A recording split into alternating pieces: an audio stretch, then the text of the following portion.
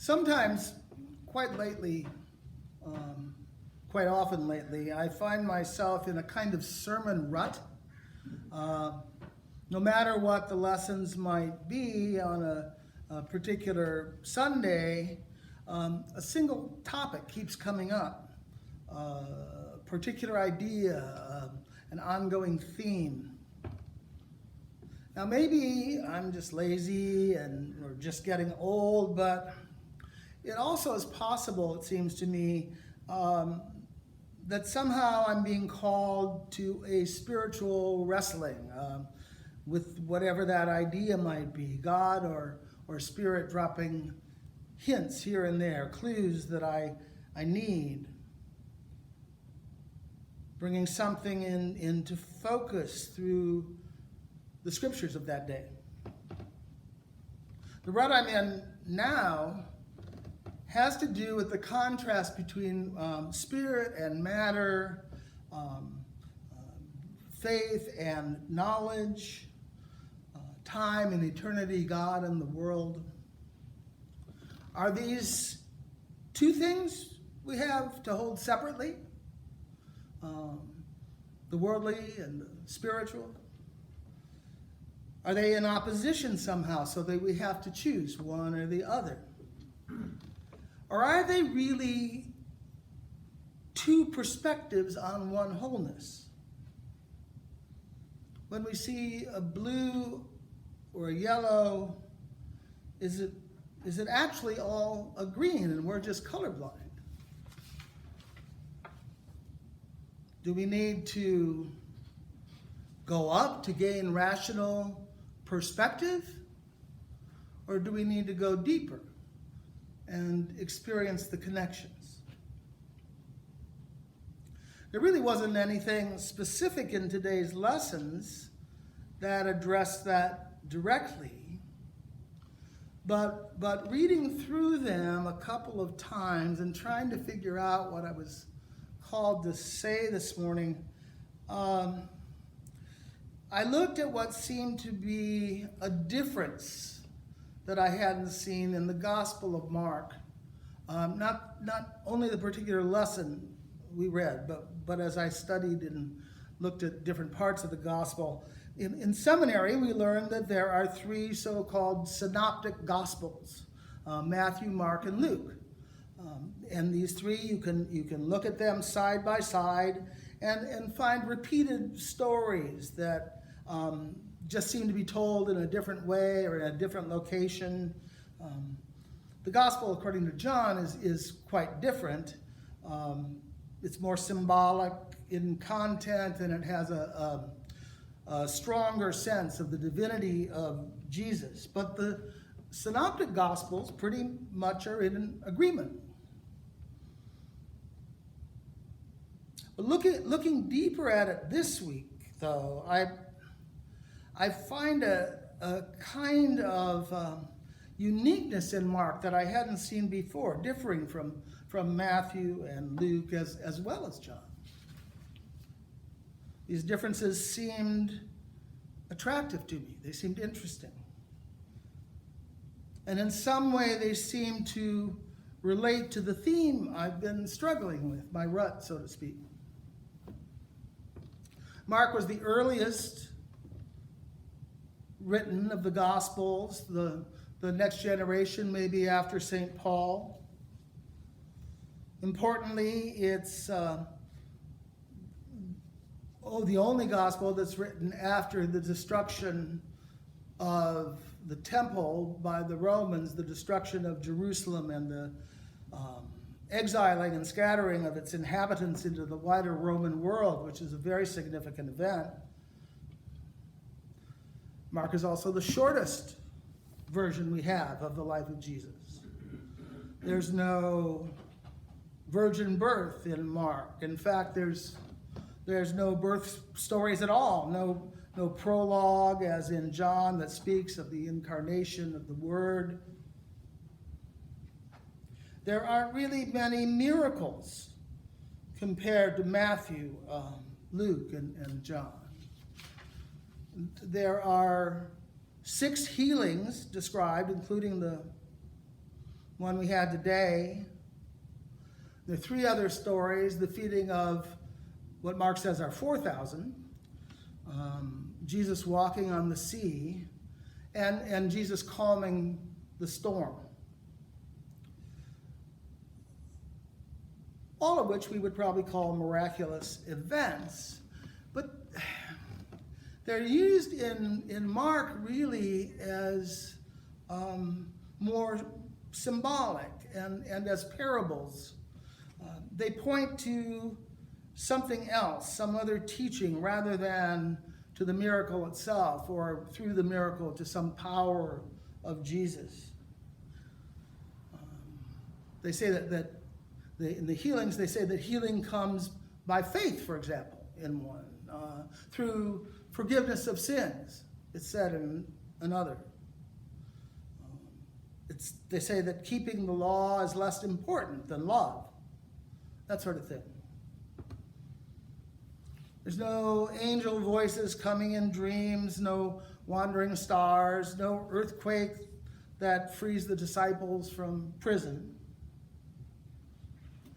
And most important of all, in this first difference that deals with the miraculous, as we call it, most scholars agree that the last 11 verses of the last chapter in Mark, the verses tell about Christians speaking in tongues and picking up serpents and drinking deadly things, were all added on after the fact. They weren't originally part of the gospel. They were added on, most think, by a later editor who's really more in the line of Luke, which becomes the dominant line in the church. Maybe because they found Mark's ending too incomplete, too spare, pointing, not telling. If that's true, the original ending would have then been like this. Mary Magdalene, the mother of James, and Salome go and find the tomb empty. And they encounter a man who's all dressed in white sitting in the tomb. And he says, "Do not be amazed. You seek Jesus of Nazareth, who was crucified. He is risen. He is not here. See the place where they laid him. But go and tell his disciples and Peter that he is going before you to Galilee. There you will see him as he told you." And they went out and fled from the tomb, for trembling and astonishment had come upon them. And they said nothing to anyone, for they were afraid. So it's likely that originally with Mark, there was just an empty tomb with a man in white who speaks a promise that isn't passed on. That's pretty spare. That whole miraculous thing is one difference I noticed in Mark this week. Another difference is his view of church authority. With Luke, the church is in a way the main part in the play. Of course, there's Jesus in the Gospels, his life and his teaching. Luke, like Matthew, used Mark as a source and used another source that had sayings of Jesus, and each had their own material. But then comes the Spirit at the end of the Gospel, in the book of Acts, and Jesus' resurrection really is something that Jesus says himself is necessary for the Spirit to come.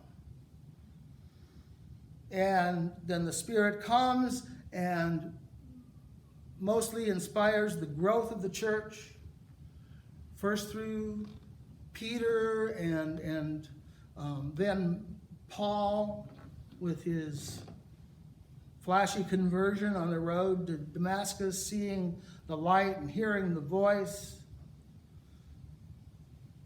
and then going to counsel with the leaders of the church back in Jerusalem, then going on his mission, success after success, bringing good news to the Gentiles, and on and on. That's not the way that Paul tells the story. He says nothing about his conversion, really, in his letters. He makes a point of saying that he didn't go to Jerusalem or talk to the church authorities for at least 12 years after he started to follow Jesus. It's very different. Mark is more subtle in his differences with what came to be the standard view and the heightening of church authority. He lists the 12 apostles with the priority of Peter. But they really come off in Mark as really being stupid. They never seem to get the point that Jesus is trying to make. Mark has Jesus say to the disciples, sort of echoing the lesson from Isaiah today, do you not yet perceive or understand? Are your hearts hardened? Having eyes do you not see? Having ears do you not hear? Don't you remember? When Peter confesses that Jesus is Messiah, Mark doesn't have Jesus call him the rock, doesn't give him the keys to the kingdom to bind and to loose, like we find in Matthew's story. Mark just says that Jesus told Peter to tell no one what he had said. And that's a third theme in Mark that differs from the others, at least I noticed this week, that differs from the others along with miracles and along with authority. This telling not to tell is really unique in Mark in some ways. Again and again, Jesus gives that instruction to the people that he heals, to the demons in today's gospel, to Peter and James and John after their experience of the transfiguration. Even when the man in white at the tomb tells the women to go and tell, they don't tell. All the other gospels are written to be told. Go and spread the word, make disciples of all nations. But not really Mark so much. He says don't tell again and again. He says it's a secret. The messianic secret, it's been called by some scholars. There's only one parable that is found in Mark and not also in either Luke or Matthew or both, just one. The kingdom of God, Jesus says, is as if someone would scatter seed on the ground and would sleep and rise night and day, and the seed would sprout and grow, he does not know how.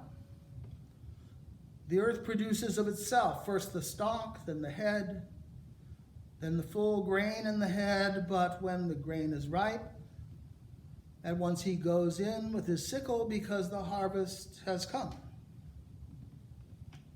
Now that, I'm sure, can have plenty of interpretations,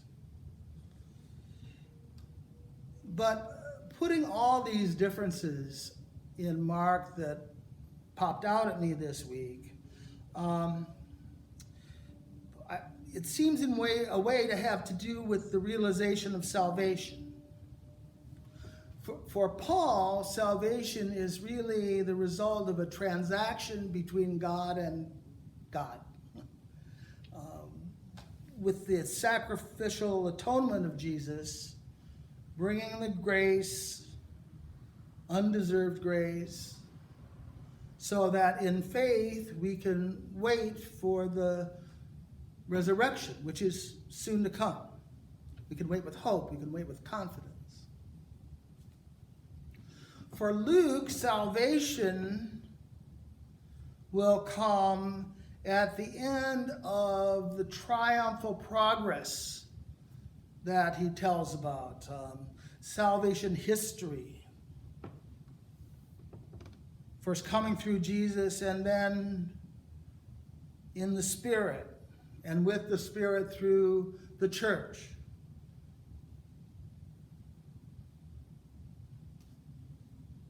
Continually working God's purpose out until we all get to heaven. So salvation for Paul and Luke and Matthew and John, pretty much, is conceived as a triumph over sin. Personally or globally, soon or in the future. Mark may be different. He may see salvation as learning the secret. A kind of enlightenment more than redemption. You have to know just what you're looking for. You have to look in a certain way. But suddenly, you just see it. And you can bring it to mind whenever you need. The kingdom, in fact, might be here and now. Not in some distant future or near future. The past and the future may be here now, which is something I've said before, I know, maybe not very clearly. And maybe that's a projection. Maybe that's my rut. But that realized presence of God in my life, real presence, tells me that death has no sting. And that's something I find very comforting. Thanks be to God.